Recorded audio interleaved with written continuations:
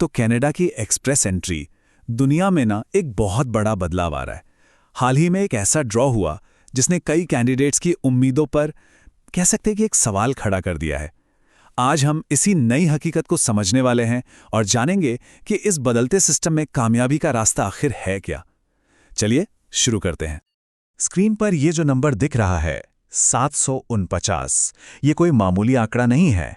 ये हाल के express entry draw का कट ऑफ CRS स्कोर है।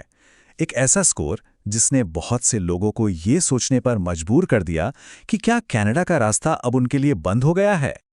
और यही सवाल सबके मन में है, क्या 749 का स्कोर पाना वाकई में मुमकिन है? देखिए, सवाल बिल्कुल जायज है और इसका जवाब सिस्टम में हो रहे एक बहुत बड़े बदलाव में छिपा हुआ है। तो चलिए इस नंबर की गहराई में उतरते हैं। सब कुछ शुरू हुआ 3 फरवरी 2026 को हुए ड्रॉ से, जिसने एक्सप्रेस एंट्री के खेल के नियमों को ही कह सकते हैं कि बदल के रख दिया। जरा इस ड्रॉ के आंकड़ों पर गौर कीजिए। ये खास तौर पर प्रोविंशियल नॉमिनी प्रोग्राम यानी PNP के लिए था। सिर्फ 423 इन्विटेशन जारी हुए, जो कि बहुत ही कम है। और कट ऑफ स्कोर वो था चौंकाने वाला 749। तो सवाल फिर वही कि आखिर कोई कैंडिडेट इतना ज्यादा स्कोर ला कैसे सकता है? इसका राज PNP बोनस की ताकत में छिपा है। चलिए इसे और आसान करके समझते हैं। देखिए, इसका गणित बहुत सीधा है असल में। मान लीजिए एक कैंडिडेट का अपना स्कोर, जिसे हम बेस स्कोर कहते हैं, वो लगभग 149 रहा होगा।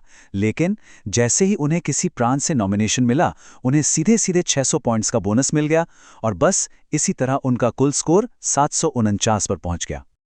इसे ऐसे समझिए कि PNP एक तरह का हेड स्टार्ट है, एक जबरदस्त बढ़त। ये उन कैंडिडेट्स को लाइन में सबसे आगे खड़ा कर देता है, उन लोगों से बहुत आगे जो सिर्फ अपने बेस स्कोर के भरोसे बैठे हैं। लेकिन देखिए, ये सिर्फ एक ड्रॉ की कहानी नहीं है, ये एक बहुत बड़े ट्रेंड का संकेत है। हम एक ऐसे युग का अंत देख रहे हैं जहां जनरल ड्रॉ या नो रूल्स ड्रॉ आम हुआ करते थे। अब वो लगभग गायब हो चुके हैं। और ये चार्ट, ये तो पूरी कहानी खुद ही बता रहा है। पिछले 100 ड्रॉ को अगर देखें तो 41% PNP के लिए थे और 31% खास कैटेगरी के लिए। और जनरल ड्रॉ, जिसमें कोई भी क्वालिफाई कर सकता था, वो सिर्फ 1%। ये एक बहुत बड़ा बदलाव है। तो डेटा का जो विश्लेषण है वो साफ तौर पर यही कहता है, अब सिर्फ बैठकर एक ऐसे ड्रॉ का इंतजार करना जिसमें कोई खास नियम ना हो, ये रणनीति अब काम नहीं करने वाली। सिस्टम अब बहुत ज़्यादा टारगेटेड हो गया है। अब ये ग्राफ देखिए, ये पिछले 12 महीनों के औसत CRS स्कोर को दिखाता है।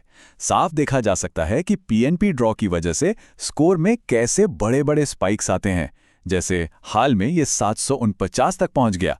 ये स्पाइक्स औसत स्कोर को बहुत ज्यादा दिखाते हैं, जबकि हकीकत ये है कि स्कोर में बहुत उतार चढ़ाव है। तो ठीक है, अगर पुराने रास्ते बंद हो रहे हैं तो फिर नए रास्ते हैं कौन से? कनाडा अब किन स्किल्स को प्राथमिकता दे रहा है? मतलब अवसर अब मिलेगा कहां? चलिए इस पर एक नजर डालते हैं। ये स्लाइड एक तरह से एक्सप्रेस एंट्री पूल के अंदर का ट्रैफिक जाम दिखा रही है। आप देख सकते हैं कि 400 से 500 के स्कोर रेंज में कितने सारे कैंडिडेट्स एक तरह से फंसे हुए हैं। बिना किसी नॉमिनेशन या खास स्किल के इस भीड़ से निकलना अब बहुत मुश्किल हो गया है। तो ये हैं वो नए रास्ते, या कह लीजिए कि नई प्रायोरिटी लेंस।